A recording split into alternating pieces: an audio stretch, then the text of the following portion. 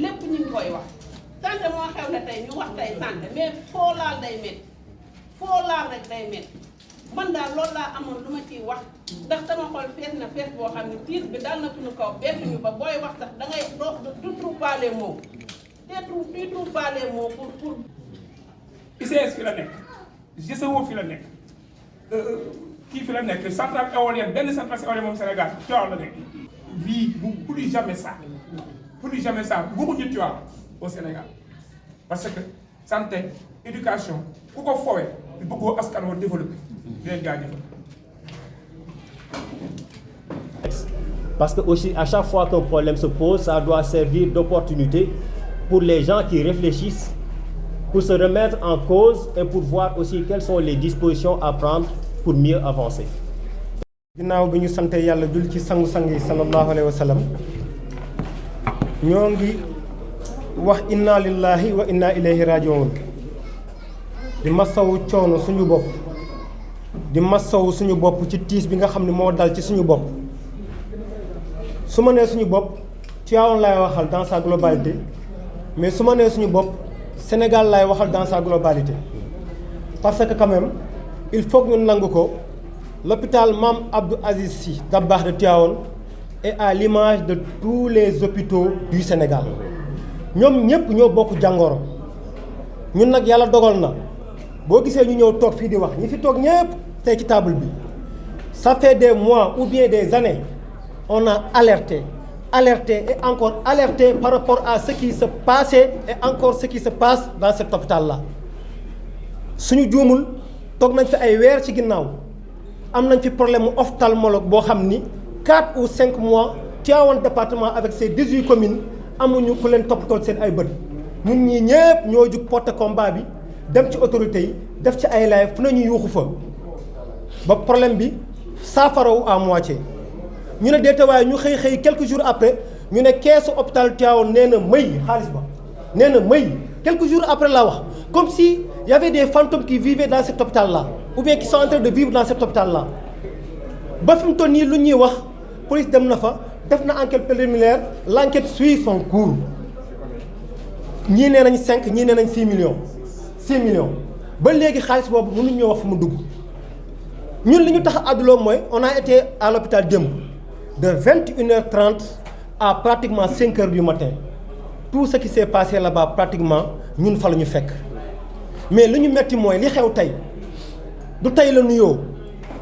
yàgg naa nuyoo mais dañ ko faalewul woon ñun ñii ñëpp alerté nañu hôpital Tivaouane Aline Badara wax na ko sànq Mansour wax na ko sànq ñun on a perdu quelqu'un de très près mais suñu nee quelqu'un dañuy jël généralité bi lan moo ko yóbbu dafa toog ci bërëbu liggéeyukaayam jékki-jékki crise d'asthme attaqué ko ñu jagate ko yóbbu ko hôpital Mame Abdou Aziz Dabakh ñu ne amuñu oxygène. vous imaginez ci 21e siècle bi ñu ne amuñu oxygène bu ñu ko tafal ci bakkanam pour mu noyyi le temps que ñu koy évacuer sur Thiès bakkanam ron na démb bi ñu fa taxawee am na suñu benn grand frère bi nañu sama petite sœur elle a failli mourir lu tax parce que feebar na ñëw ñu war koo jox deret man ma ñëw taxaw maag sama frère pour jox ko deret ñu ne amuñu kit mbuus poche yi ñu lay sampal pour jël sa deret jox ko ki nga ko war a jox amuñu ko ñu jóge fi jël ndaw si yàpp ko ci ambulance yóbbu ko Thiès hôpital régional aussi ñu ne amuñu mbuus amuñu poche ñu déparat ne nañ jàpp ci yàlla ñëwaat Tivaouane bi ñu ñëwee ba tolloog raayu Madina Fall kenn ci ñi mu àndaloon woo benn copain boo xam day liggéeyee hôpital Saint-Jean-de-Dieu kooku moo leen nañ retourné leen ñëw mu may leen 4 poches yooyu lañ jël indi ko hôpital Tivaouane pour ñu mën a sauver bakkanam ndaw si mais vous vous imaginez ay poche hôpital Tivaouane moo gën a feebar patient yi koy fréquenté le khalife général des Tidianes ñaata yoon la ko wax 2018 def na ci discours devant le ministre de tutelle 2019 il a fait le même discours devant le ministre de tutelle wax ko ni na améliorer plateau technique bi wax ko ni nañu affecté ay spécialistes ci suñu hôpital bi mais jusqu'à présent zéro le ministre Abdoulaye Diouf Sarr nag tey ñu wax ko fii ñun amuñu lu ñu fi ragal parce que Tivaouane rek moo ñu tax a jóg ñun ñëpp il n'a jamais tenu benn promesse am bu mu mës a defal Tivaouane ci wàllu santé musul am kon lii de grâce rek bu ñu ñëw naan ñu situé nañ responsabilité yi administration sanitaire hôpital ba ñoo fautif nag kenn ku nekk jël say responsabilité ci cas bi ñun jàpp nañ ni responsabilité état moom mooy mu occuper bépp hôpital bépp dispensaire bépp case de santé bu nekk ci réew mi ci matériel bu doy responsabilité état moom mooy mu fexe ba yónnee hôpitaux yi dispensaires yi case de santé yi centre de santé yi personnel bu doy mais loolu amul Sénégal tey Tivaouane la barki démb Linguère la woon démb Louga la barkaati démb Kaolack la tey Tivaouane la suba fan la personne ne sait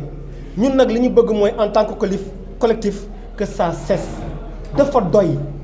bakkanu doomu aadama ñooy dee comme des mouches dans des hôpitaux loolu jaadootul ci Sénégal au même moment suñu autorité yaa ngi jël suñu ay milliards di ci dem Panama di ci pasaree di ko noosee di ko def ci ay futilité te ku ci feebar Maroc ngay dem wala France wala feneen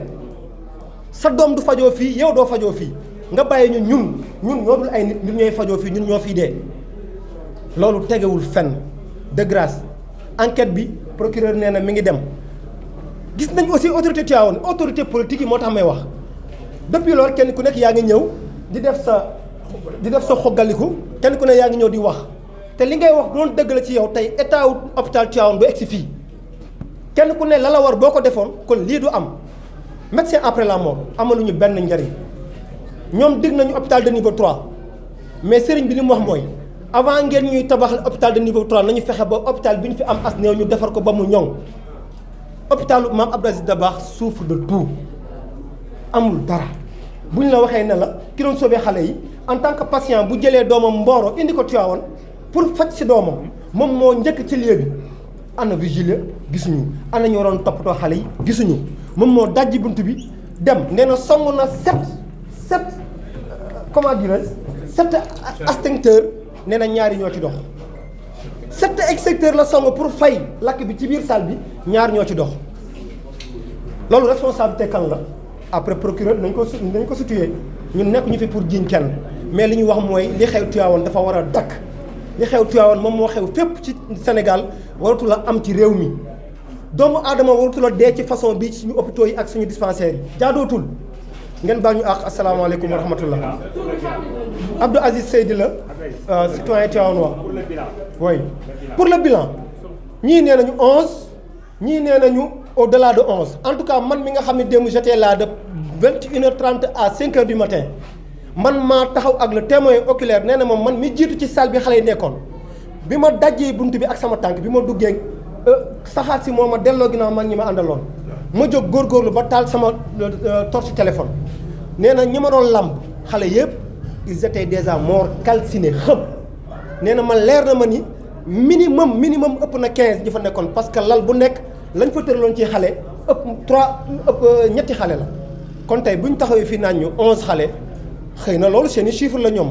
peut-être bu police scientifique pare nañ ñu wax lan ma ko causé ak exactement ñan ñoo ci dee mais ñun loolu gëmuñu ko man personnellement gëmuma ni 11 xale ñoo ci dee parce que ki jiitu ci lieu bi nekk témoin oculaire moom li mu wax dafa leer vidéo yaa ngi circulé ci net bi ñëpp dégg nañ ko bu ko defee loolu rek laa ne woon naa ko ci sànni ngeen baal ñu àq bu fekkee ni wax bi dafa dëgër salaamaaleykum wa rahmatullah